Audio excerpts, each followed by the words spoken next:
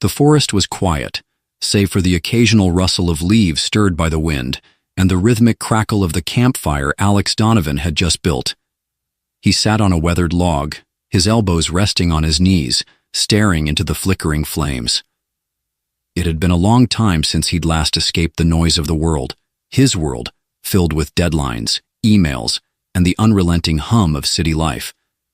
Out here, surrounded by towering trees and the scent of pine, he felt, for the first time in ages, the familiar tug of something almost forgotten: peace. Alex tossed a twig onto the fire, watching it catch a light and curl into a bright orange ember. He had brought no grand expectations with him on this trip, no lofty goals, just a pack full of supplies, a tent, and a deep need for solitude. The kind of solitude you couldn't get in a city, the kind where your thoughts could stretch out like an old dog curling up in a sunny spot, free of distractions. Maybe I'll actually read one of those books on my Kindle, he mused aloud, though the Kindle was still buried in the depths of his pack. He had always intended to read something on these trips, some great philosophical work maybe, though the truth was that the fire and the stars were more captivating. With a sigh, Alex relaxed further into his log and reached for the marshmallow bag, pulling out a few and spearing them on a stick. His eyes wandered over the open clearing around him, the deep shadows of trees stretching long under the moonlight. There was something both comforting and eerie about this kind of quiet. The kind of quiet that allowed your thoughts to have more room to grow, to expand, to turn from gentle musings to unsettling what-ifs. What if a bear decided to pay me a visit? What if there's something in the trees watching me right now? What if this campfire is somehow dangerous? Alex snorted and shook his head, banishing the last thought. You're overthinking again, Donovan. Maybe you need to lay off the sci-fi for a bit. But as if to answer his last thought, something shifted in the forest. A crackling noise like something brushing against the underbrush, something alien. It was a noise too deliberate to be wind, too forceful to be just another animal. Alex froze, marshmallow stick poised in midair. A shadow moved swiftly through the trees, its shape sharp and erratic in the dim light. Alex stood quickly, dropping his marshmallow in the process. Was that a person? His heart skipped a beat. The forest wasn't exactly crawling with campers at this hour. No, that had to be something else. For a moment, all Alex could do was stare, his mind racing through possibilities. Maybe it was some local with an odd sense of fashion, or a prankster from the next campsite over. But then, no. This wasn't someone in hiking gear. The figure was too fluid, too unnatural in its movements. It was definitely not a human. And then, as if the universe had decided it was done toying with him, the figure emerged into the clearing. It was a woman. At least Alex thought it was a woman. She was dressed in armor, gleaming and strange, reflecting the firelight in colors that seemed just a little too bright, just a little too wrong to be real. She had two long antenna-like projections extending from her helmet, and her skin shimmered with a metallic tint that reminded Alex of polished chrome. But most unsettling of all were her eyes, glowing faintly like the afterglow of a dying star. She had a sword. At least, Alex thought it was a sword. It was a glowing blade, as tall as she was, pulsing with an eerie light that made the campfire seem suddenly insignificant. She held it in one hand, her posture rigid and defensive, as if expecting Alex to make some sort of move. Alex blinked, trying to process what he was seeing. His first thought was to laugh. Some kind of elaborate costume, right? Maybe some fan group got together for a sci-fi weekend. He squinted at her again, but the situation still seemed surreal. Maybe he was dreaming? No, the smell of burnt marshmallows was real enough. The woman took a step toward him, her movement swift, each step calculated like she was stalking prey or preparing for battle. She raised the glowing sword, pointing it at him with an intensity that was somewhat alarming. "Who are you?" she demanded in a voice that crackled with static, as though her words were traveling through a faulty communications relay. Her gaze never left his. Alex blinked again, half expecting to wake up from a bizarre fever dream, but no such luck. She was real. Very real. He cleared his throat and tried to sound casual, though the situation felt anything but. I'm Alex. Alex Donovan. Just out here camping. She didn't respond, her posture growing even more tense as she took another step toward him. This signal, she said, her voice dropping lower, more urgent. You are a warrior then, preparing for battle. Alex glanced down at the campfire, which was crackling cheerfully away, completely oblivious to the impending alien crisis. He raised an eyebrow. Battle? With this? He gestured at the fire and then at the marshmallow on the stick he was still holding. I'm just trying to make s'mores, lady. Her eyes flared with what Alex could only interpret as confusion. She paused, eyes flicking between him and the fire. What is this s'mores? Alex blinked. Oh, it's just this thing where you roast marshmallows and then put them between two pieces of graham cracker with chocolate. The woman interrupted him, her voice thick with disbelief. You wage war with marshmallows? Alex couldn't help it. He laughed. It was a brief, startled chuckle that bubbled up despite the bizarre situation, the absurdity of it all sinking in. No, it's just, a campfire treat, nothing to do with war. The woman didn't look convinced. She lowered her sword a fraction but still held it in a defensive stance. Explain then. I detected this fire from miles away. The beacon you've sent out. Why would you challenge me? He raised his hands, a universal gesture of surrender, though he was still holding the roasting stick like it was a weapon. I'm not challenging you. Look, I don't know what kind of misunderstanding this is, but I'm just trying to have a nice quiet night. I don't want any trouble. The woman's eyes narrowed, her glowing gaze still scanning him. Then, to Alex's surprise, she tilted her head, the edge of her sword lowering slightly. Explain this. Treat. The s'mores. Alex blinked, then chuckled again, the tension dissolving a little. Right. Well, if you're going to keep standing there, I might as well show you. With a reluctant sigh, she took a few cautious steps forward, her sword now resting loosely in her hand. Alex grinned. You're gonna love this. Maybe. As he skewered another marshmallow and held it over the fire, he couldn't shake the feeling that this strange encounter, however bizarre and oddly hilarious, was the start of something he would never ever be able to explain to anyone back home.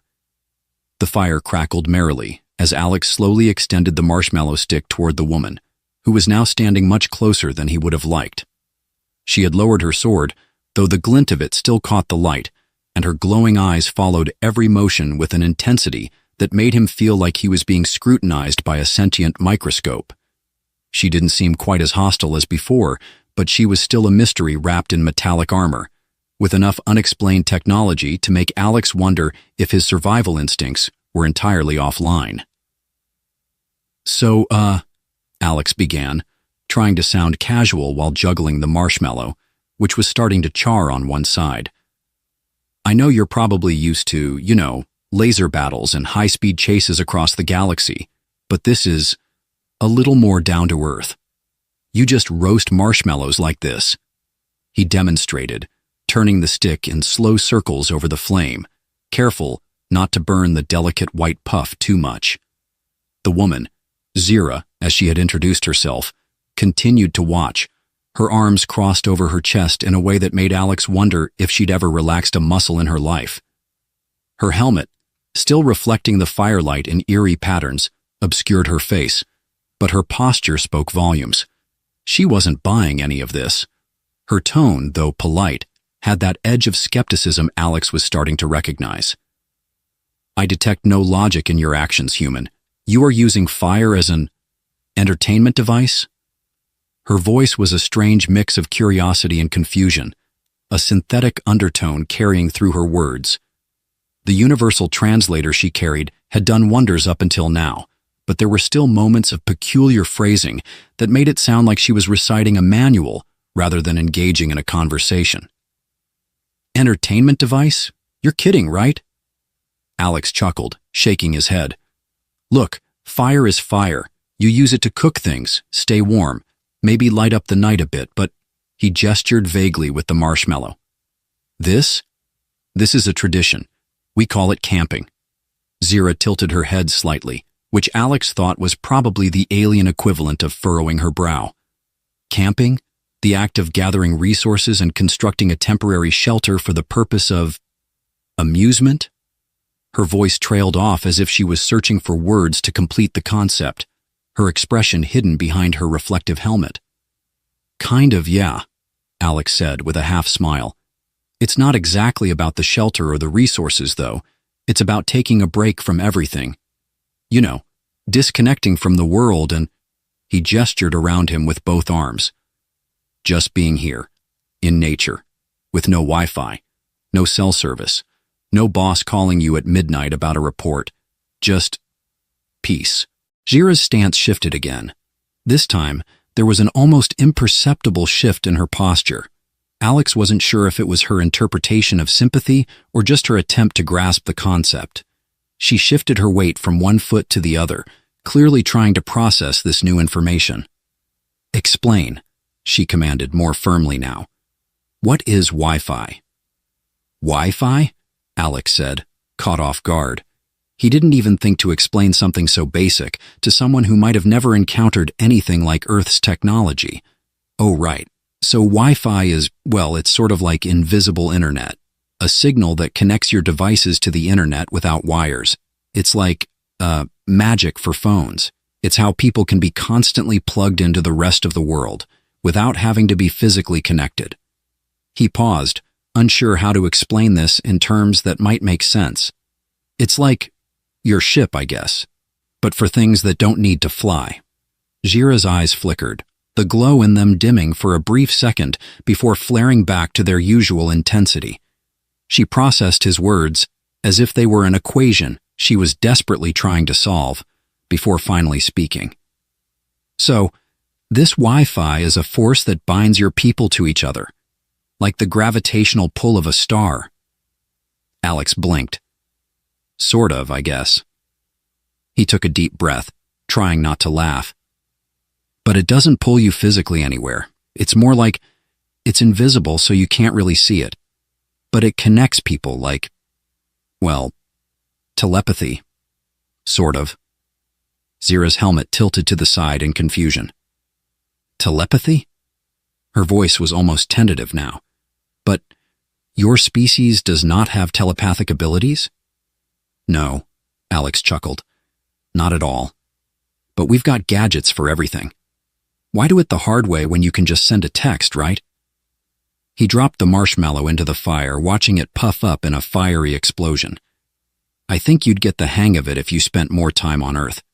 Imagine, no more trudging through forests to find someone. You could just, call them up. I see, Zira murmured, her tone now one of contemplation. A way to transcend the physical limits of your form. Fascinating. She looked at the fire, her voice quieting. But if your species does not use fire as a weapon, why would you light it in the first place? What is the purpose of this camping again?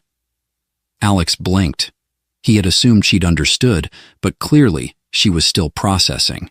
The language barrier, no matter how advanced the translator, was still straining at the edges.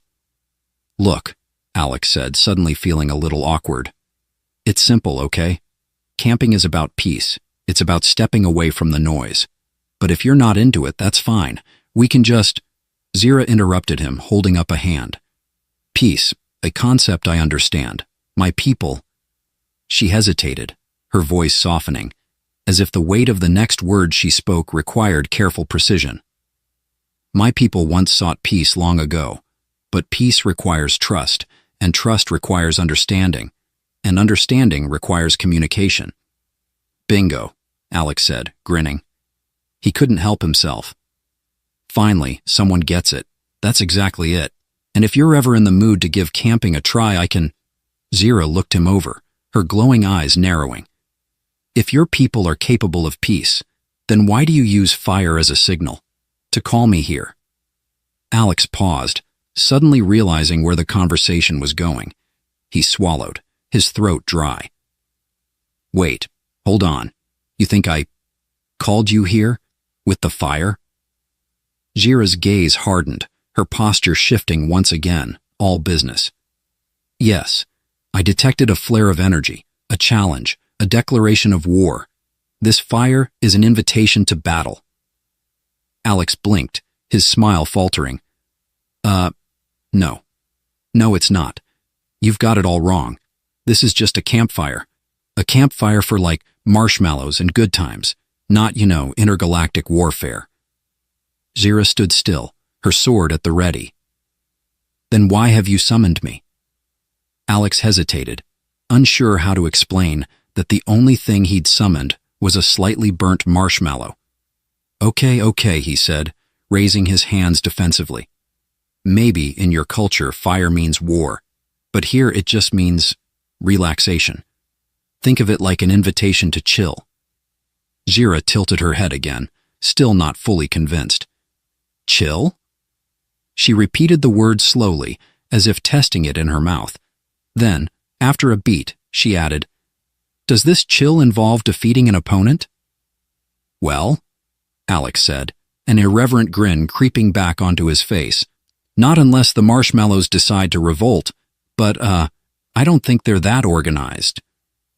Jira's eyes flickered, almost like a glitch in her system, and then, unexpectedly, she let out a sound that Alex could only describe as a cross between a sigh and a snort. Perhaps your species is more complex than I realized. The fire continued to crackle and dance, casting long, flickering shadows across the forest clearing. The strange, metallic woman standing before Alex, Jira, he reminded himself, still hadn't moved, her glowing eyes locked on him with an intensity that was starting to make him sweat. It wasn't like she was angry anymore, but the silent tension in the air had shifted, becoming something new and unsettling. So, Alex said, trying to break the awkward silence, since we're not waging war, maybe we can just talk? He gestured to the log next to him, the one he had been sitting on earlier. You could sit down. Relax. It's kind of how we do it here.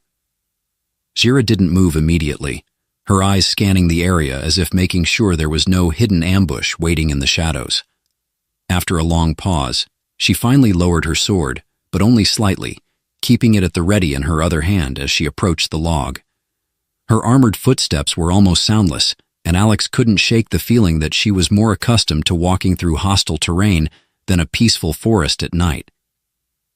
She hovered awkwardly next to the log for a moment, clearly unsure about the whole concept of sitting. This sitting, it seems inefficient, she said, glancing at the ground as if it were some sort of puzzle. Well, yeah, I guess it's not as efficient as, flying across galaxies in a spaceship, Alex replied with a grin. But sometimes you gotta just stop and, enjoy things. Like, marshmallows. He waved his half-eaten marshmallow stick at her, a ridiculous grin spreading across his face, despite the bizarre situation. Jira stared at the stick for a moment, then at the fire, her face hidden behind her helmet. I do not understand how this is relaxing, she said. You humans make no sense. I think that's the point, Alex quipped. You'll get used to it. He leaned back on the log, taking in a deep breath of the cool forest air. So let's start with something simple. You're from, you said you're from a different place, right? A different planet? Jira gave a single firm nod. Yes, I am from the Ascendant Cluster, a group of systems located in the Vethar Nebula.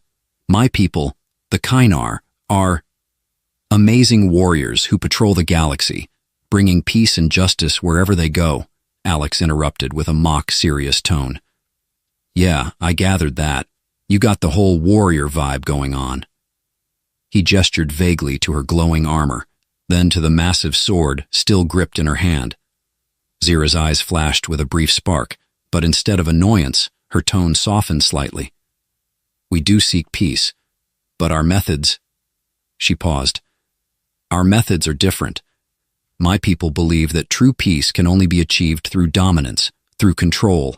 It is a process known as the ascension. Only through the defeat of our enemies can we create harmony. Ah, Alex said slowly, trying to wrap his head around this. So you conquer other civilizations and force them to be peaceful. That's one way to do it, I guess. He winced at the thought, trying to imagine how that would work on Earth. Probably not so well. He took a slow sip from his water bottle, using the moment to think. Zira continued, her voice almost distant.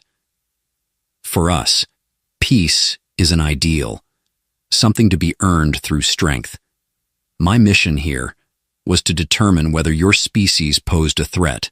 The fire, the signal, it suggested you might be preparing for conflict. Alex rubbed his forehead, trying to make sense of this. So all this time, you thought I was preparing for war because I lit a campfire? Zira glanced at the fire again, as if it were a wild animal that could bite at any moment. You called to me. You sent a signal, a flare of energy. My ship detected it. I responded accordingly. Alex blinked. Okay, wait. You're saying my fire is somehow tied to your ship's systems? How? Is this like a universal thing?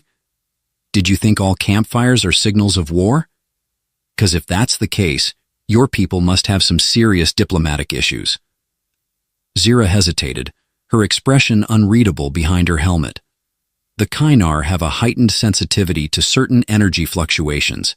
It is how we communicate, how we detect the movements of other species. Any anomaly, any deviation from the normal, could signal an attack. It is how we survive. Her voice dropped to a whisper, as if sharing a private truth. When we first encountered the Vorex, their planet had a similar energy pattern.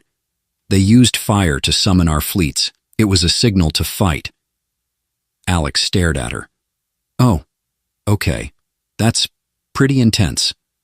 Zira's shoulders stiffened slightly, and Alex realized that she was reliving some old memory, something that had clearly shaped the way she saw the universe.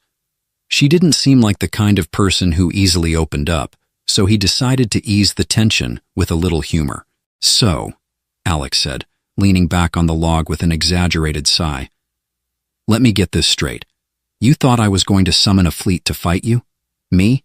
The guy who nearly burned his marshmallow to a crisp just now?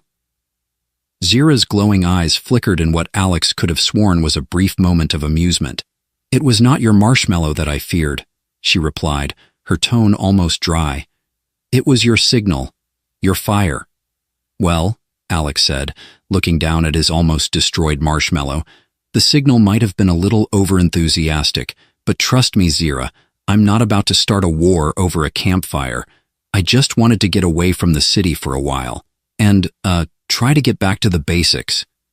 Zira considered this for a long moment, her helmet tilting to the side again in a gesture that Alex had learned meant contemplation. Finally, she sighed, an unexpected human-like sound that seemed to surprise even her. I do not understand your species, she muttered. You are so illogical, so chaotic. Yet, you seem to value this thing, peace, despite your strange methods of achieving it. Alex grinned, shifting his position on the log. You're telling me that your species, with all your tech and superior strength, can't get the hang of a simple campfire, but you want to teach me about peace? Look, Zira, the way we do things here on Earth is a little weird. I get it. But it's how we make sense of the chaos. We try to find moments like this where everything slows down and we just breathe. Zira's head tilted once more, her glowing eyes narrowing in something like confusion, but it seemed to be mixed with curiosity now. Breathe? Yeah, Alex said, smiling. You know, stop and think for a second.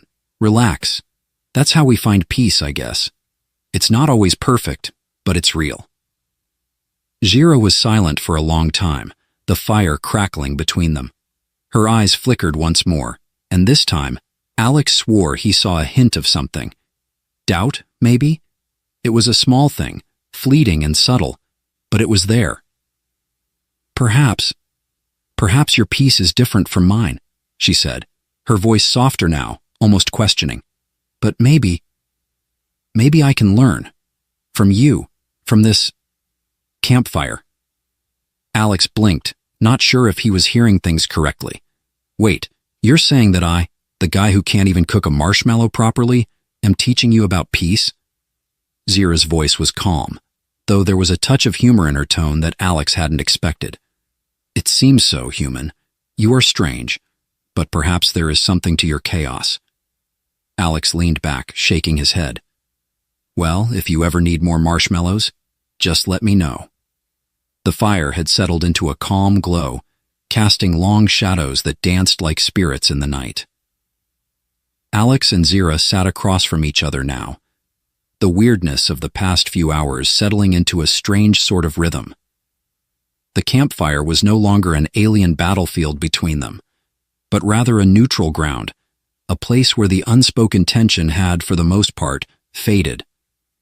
Alex had even pulled out his camp stove and started brewing some coffee, just to fill the silence with something familiar, something earthly. I still don't understand why you humans insist on using liquid heat in this manner, Zira remarked, her glowing eyes fixed on the steaming cup in Alex's hand.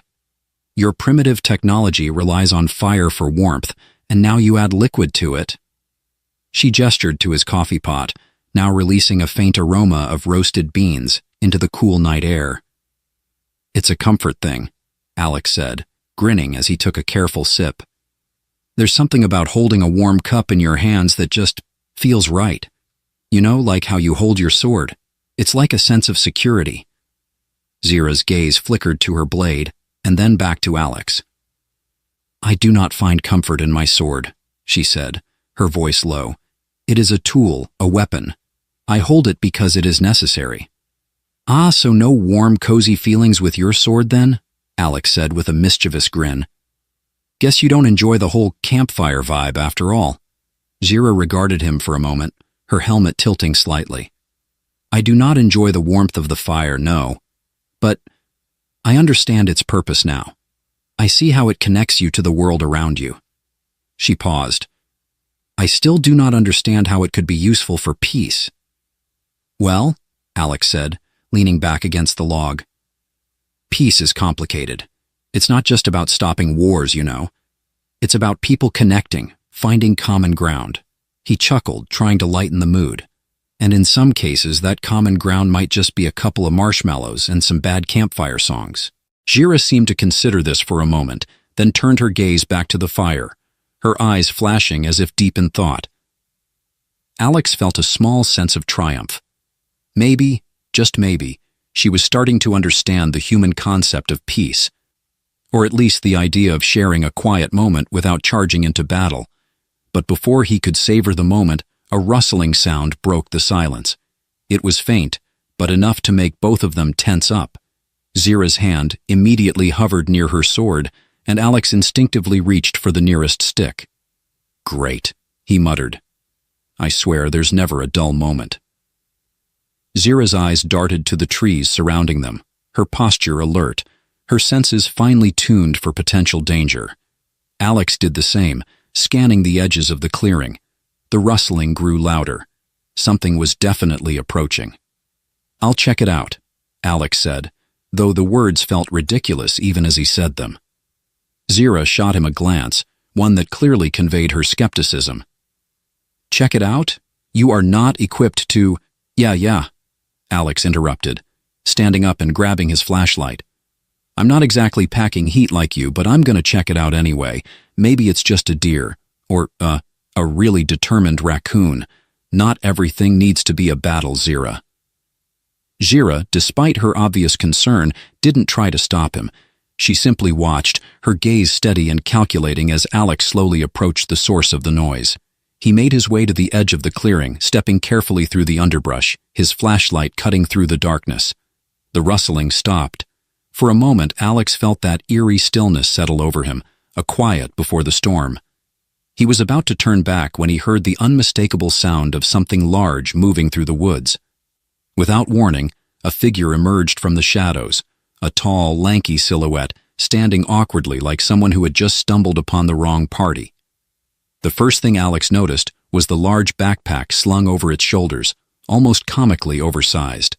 The second thing he noticed was the human face, very human, very much like his own.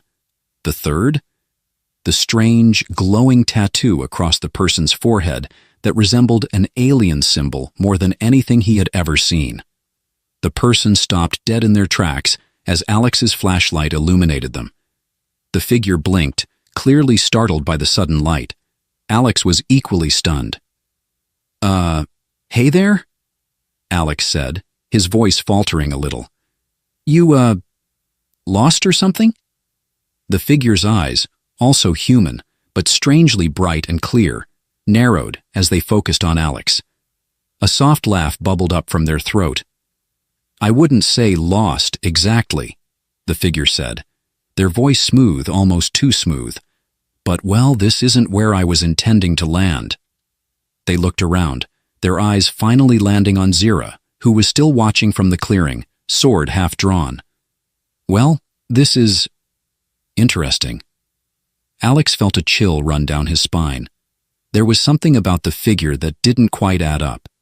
They were human, sure, but there was an oddity to their movements, an almost predatory air about them. Not like Zira, her movements were sharp, controlled, purposeful, but this person's grace was off, like they knew too much about the dark corners of the universe. "You're not from around here, are you?" Alex asked, taking a step back, his senses on alert. The figure smirked, their glowing tattoo pulsing softly. "You could say that. Name's Kalen. I'm sort of a traveler, a wanderer of sorts." They paused, then added, "And I didn't exactly expect to find anyone else out here. Least of all a pair of people, one of whom seems to be a little out of place." Alex glanced over at Zira, who was now approaching with a wary expression on her face. Her hand was still hovering near the hilt of her sword, but she didn't draw it just yet. Instead, she studied Kalen, her gaze cold and calculating. "You're not human," Zira stated bluntly, her voice low. Kalen's smile widened. "Well, that's a loaded question, isn't it?" they said, their voice dripping with amusement. "What exactly do you think I am?"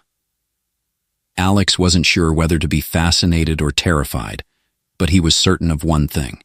This was no ordinary camper. There was something off about them. The strange tattoo, the smoothness of their movements, the sense that they were a little too comfortable in the wilderness. And that wasn't even considering the fact that they had just appeared out of nowhere, like a shadow slipping between worlds. "So you've come for a chat, then?" Alex asked, trying to hide the unease in his voice. He gestured back toward the fire. "Well, if you're looking to sit down, we were just talking about peace. Or at least, trying to." Kalen's smile never faltered. "Peace? Oh, I'm not here for peace, exactly." Their eyes flicked to Zira, and then back to Alex.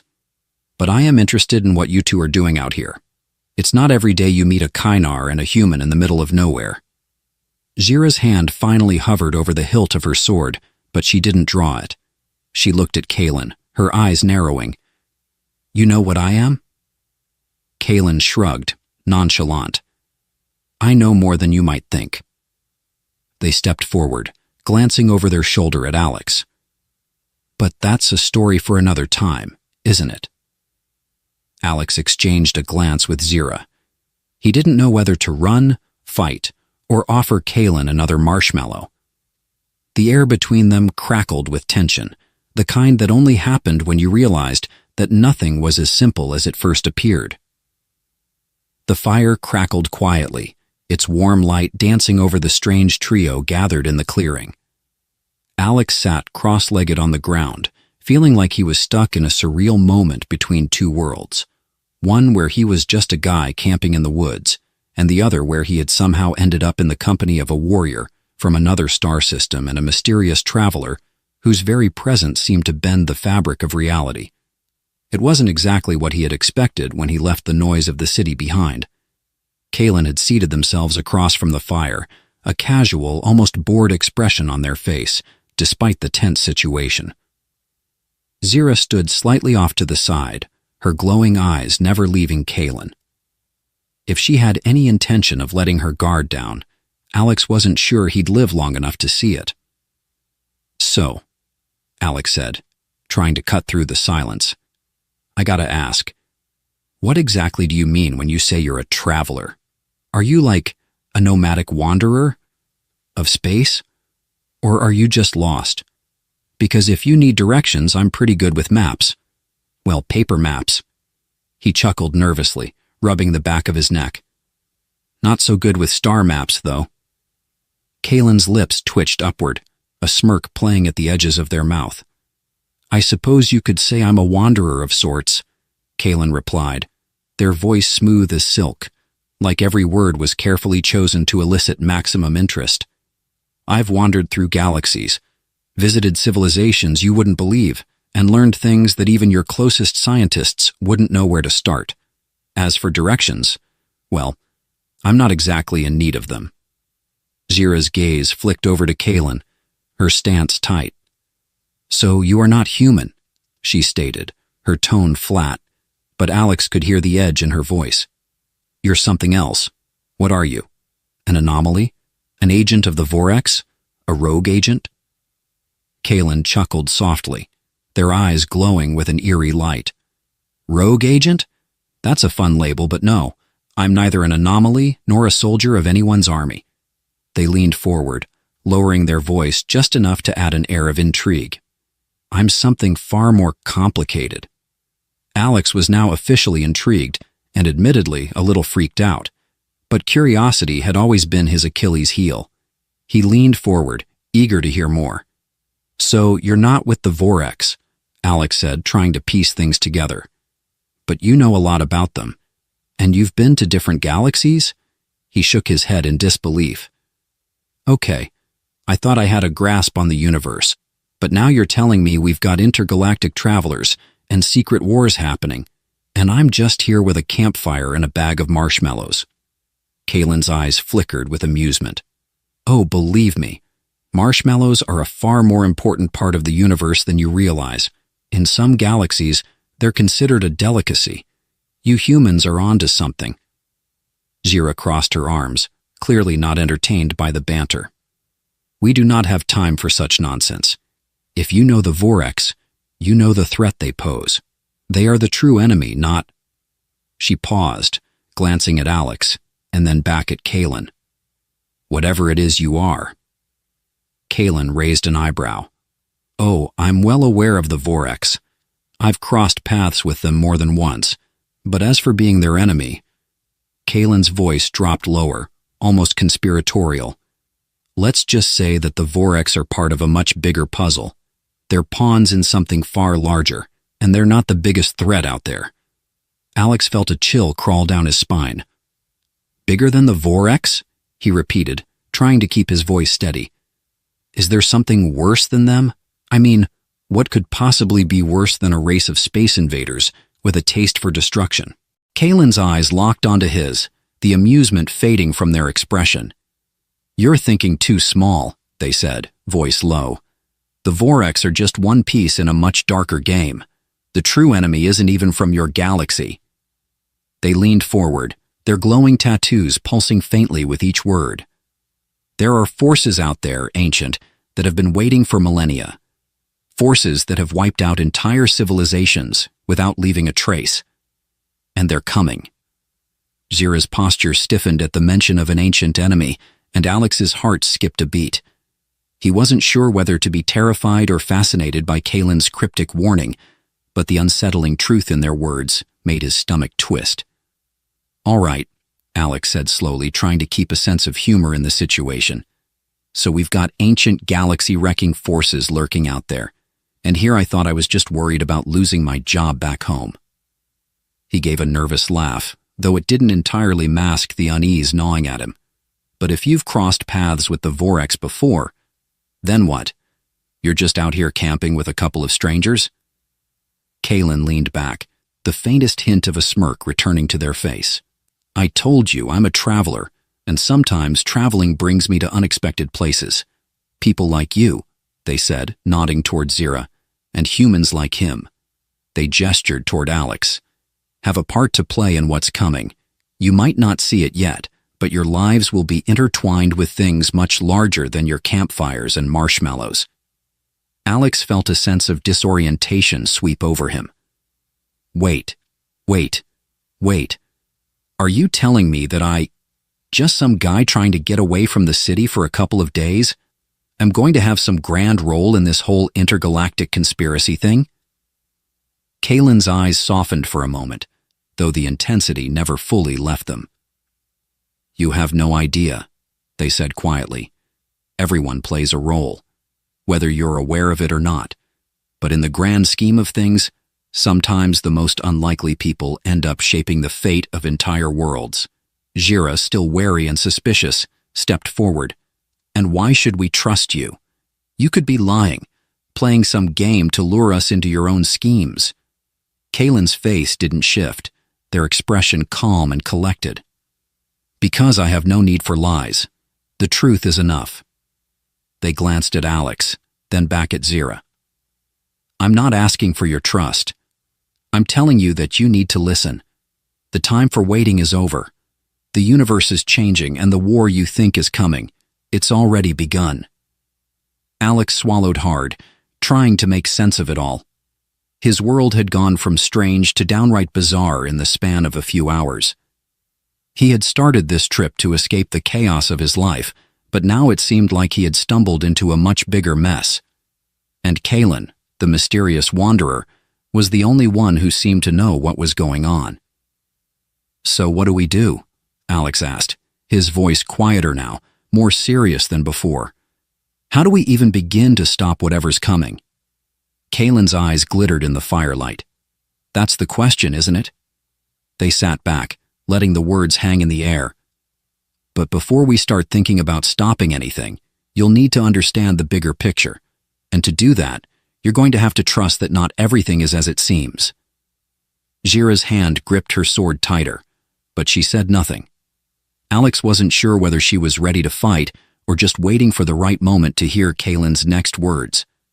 As for him, he felt a sense of unease, mixed with an odd thrill. He had no idea what Kaylin meant by the bigger picture, but whatever it was, he was already in the middle of it. And for better or worse, there was no turning back now. The night felt strangely still after Kaylin's cryptic warning. The fire crackled and popped as if it too was trying to make sense of the tense atmosphere. Alex glanced over at Jira, who was still standing at the edge of the clearing, her sharp gaze never leaving Kaylin. She hadn't spoken since the traveler's chilling words about the coming threat, and Alex couldn't blame her. The whole conversation had taken a sharp left turn into a territory that neither of them had anticipated when they set up camp that evening. Alex, for his part, was trying to keep it together. One minute, he was simply trying to relax by a campfire.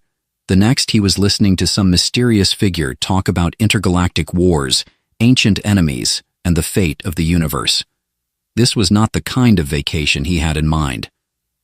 Okay, so, Alex said, trying to cut through the tension with the kind of awkward humor that had gotten him through many uncomfortable situations. We've got what?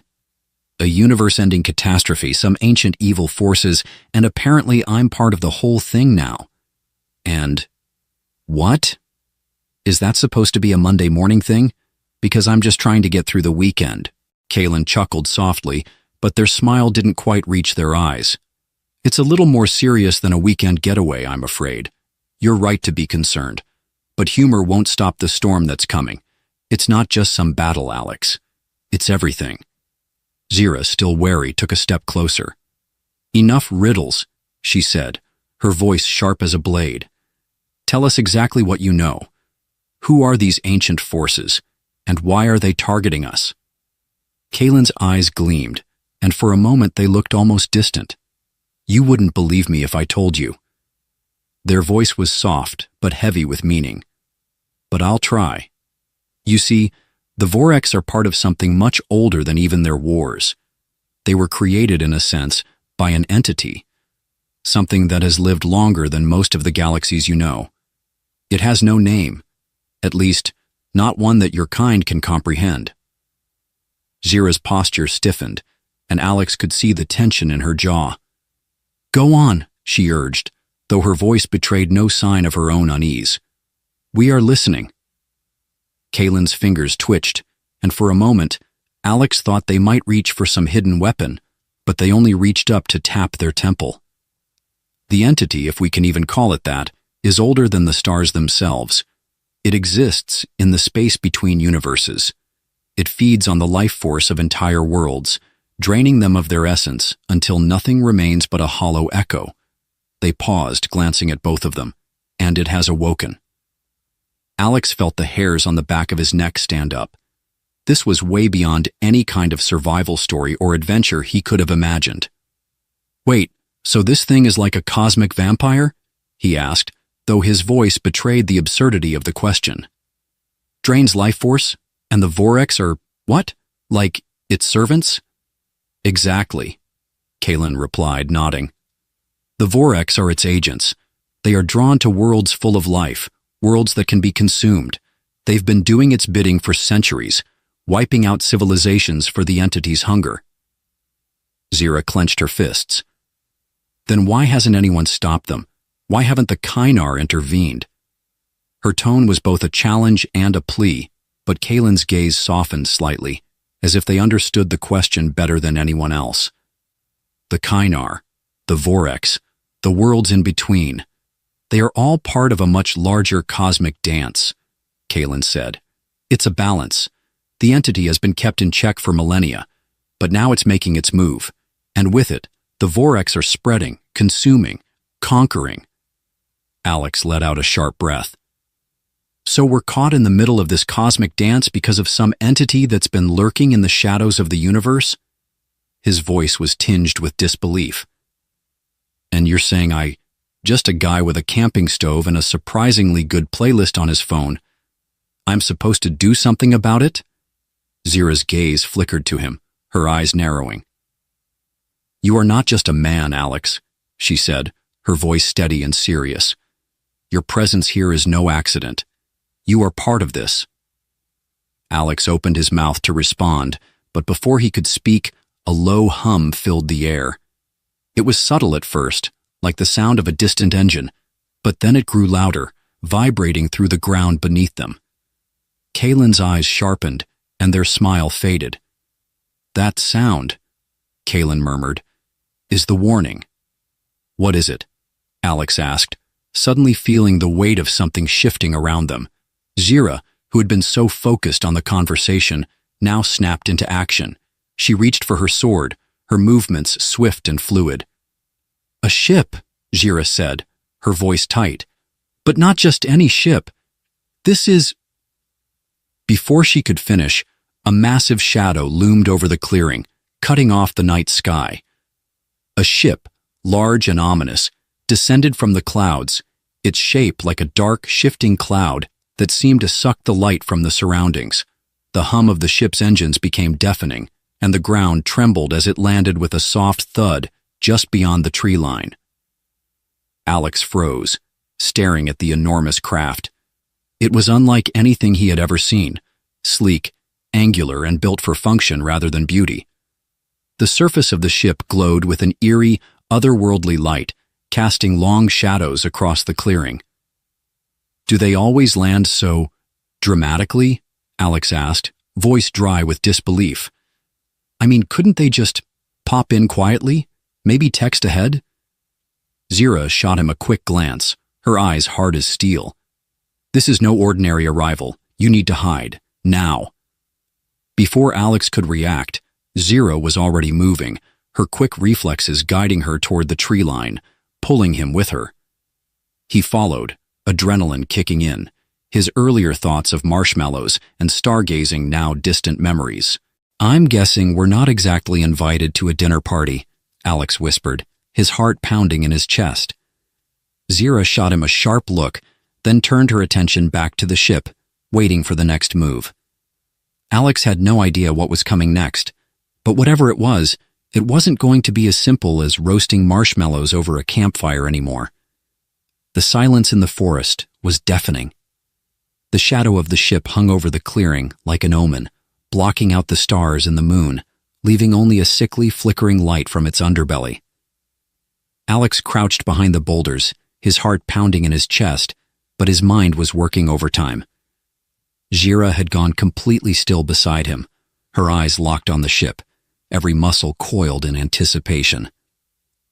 "Just to confirm," Alex whispered, trying to keep his voice steady. "This is definitely not a friendly visit, right? I mean, I don't think the ship's design is exactly welcome wagon material." Zira's lips twitched, the faintest hint of a smile tugging at the corners of her mouth. "No, Alex, this is not a friendly visit. Not unless you count being captured by the Vorex as friendly." "Right," Alex muttered. "So what do we do? Just wait for them to come knocking? Because, I'm not exactly great at greeting intergalactic visitors." Zira shot him a quick glance, her face a mask of focus. "You're doing fine. Just stay quiet. Stay low. If they find us, it's better that we don't make noise." Alex nodded, trying to silence the frantic questions racing through his mind. If they were dealing with the Vorex, then there was no time for second-guessing. He couldn't remember the last time he'd been so terrified, maybe never. Sure, he'd been in some close calls before, awkward first dates, almost being late to work, forgetting his keys. But nothing compared to the real, genuine feeling of helplessness he felt now, under the looming threat of an alien invasion. The ship's engines hummed louder, sending vibrations through the ground. Then, without warning, the ship's hatch opened, and a ramp extended down to the ground with a soft whir. The air around them seemed to pulse with the energy of something enormous, something powerful. Alex held his breath, his eyes wide, watching the shadows move within the ship. He could make out shapes now, humanoid figures stepping out onto the ramp. The Vorex. "Stay down," Zira hissed. She had already drawn her sword, the blade gleaming faintly in the dim light. Alex swallowed hard. If they're going to capture us anyway, couldn't we just, ask for a tour? Maybe they've got some space snacks. Zira didn't answer, her focus unwavering. For a long, tense moment, the forest held its breath with them, the sounds of the ship's engines the only thing breaking the silence. Then, the figures began to move toward them, their footsteps heavy and deliberate. Without warning, the air around them crackled. A brilliant blue light streaked across the clearing like a bolt of lightning, striking the ground with an explosive force. Alex ducked instinctively, his heart in his throat. The figures stopped, momentarily blinded by the light. Kalen appeared in the distance, stepping into the clearing with an air of unflinching confidence. "Enough," they called, their voice carrying across the clearing. The Vorex halted, turning toward Kalen in unison, like they were waiting for an order. "What is this?" One of the Vorex, its features hidden beneath a sleek armored helmet, demanded. "You interfere in the matter of the entity." Kalen's lips curved into a thin smile. "Oh, I'm just getting started. I've been watching you for a long time." Zira moved cautiously to Alex's side, whispering, "Now's our chance. We need to act fast." Alex had no idea what Kalen was up to, but he had to trust them. He'd already been thrust into a situation where there was no way back, no time to run. He wasn't about to freeze up now. Sure," Alex said, turning to Zira. "But what exactly are we doing?" "Follow my lead," she whispered back, unsheathing her sword and moving into position. Kalen stepped forward, their voice cutting through the tension. "You've come too far, Vorex. You think you can just take what you want without consequence?" They paused, their eyes narrowing. "You've forgotten who's been watching you all these years." The Vorex soldiers shifted uneasily. "Enough games," one of them said, raising a weapon that crackled with energy. "The entity will have what it seeks." Kalen's eyes flickered with a dangerous gleam. "You don't understand, do you? The entity has already consumed its fill. It's bored now. It wants a new challenge. And you, my dear Vorex, are about to be its first victims." Before anyone could react, the ground beneath the Vorex rumbled, and a massive burst of energy erupted from the center of the clearing. The light was blinding, and the Vorex soldiers staggered back, their shields flickering against the intense surge of power. Kalen raised their hand, a holographic display of shifting data swirling around their fingers. "You've been playing checkers. I've been playing chess." The Vorex soldiers hesitated, confusion flashing in their eyes. In that moment, Zira surged forward, her sword flashing in the dim light. She moved with a fluidity that was almost otherworldly, her blade cutting through the air with precision. The Vorex were fast, but they were unprepared for her strike. One by one they fell, stunned by her speed and skill. Alex, still in a daze, looked at Kaelin. "What just happened? You did that with your mind?" Kaelin nodded, their face unreadable. "I'm not just some traveler, Alex. I've seen the consequences of these wars. I've learned to harness the forces that the Vorex could never understand. But this is only the beginning. The entity still stirs in the void." "But it's not here," Alex said, glancing at the now dead Vorex soldiers. "Right?" "No," Kaelin replied, their voice flat. "But they've taken the bait. They'll come. They always do." Zira, wiping the sweat from her brow, turned to Alex. "You did well," she said, her tone softening for the first time. "You're not just a man with a camping stove anymore. You've learned how to survive in a galaxy much bigger than you ever imagined." Alex managed a smile, though it was tinged with disbelief. "Yeah, and I think I've had enough intergalactic drama for a lifetime. I just wanted to cook some marshmallows, but I guess I can say I've had a unique vacation." Kaelin's eyes softened as they looked at him. "You'll learn, Alex. Everyone plays a part. It's just a matter of whether you're ready for it." As the forest around them began to settle, the fire crackling softly in the distance, Alex realized something. This wasn't just a random trip. This had been a journey, one that had forced him to face the unknown, to confront fear, and to grow in ways he never thought possible. He had come here to escape, but now he understood that the universe, with all its chaos and mysteries, was a part of him, and whatever came next, he was ready. He had to be. "All right," he said, standing up slowly, brushing the dirt from his pants. "Next time, though? Next time, I'm booking a flight to somewhere a little quieter, maybe a resort, with no alien invasions." Zira gave him a rare, fleeting smile. "Next time, Alex, you might just have to save the galaxy from itself again." He shook his head, chuckling. "Yeah, but I'll take it one day at a time, one less cosmic conspiracy at a time." As they turned and walked toward the horizon, Alex couldn't shake the feeling that the stars above had just become a little closer and a lot more dangerous. But for the first time in a long time, he wasn't afraid. After all, he had survived the first contact. What else could possibly come for him?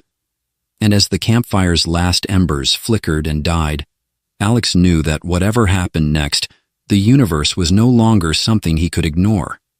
He was part of its story now, and maybe, just maybe, that was enough.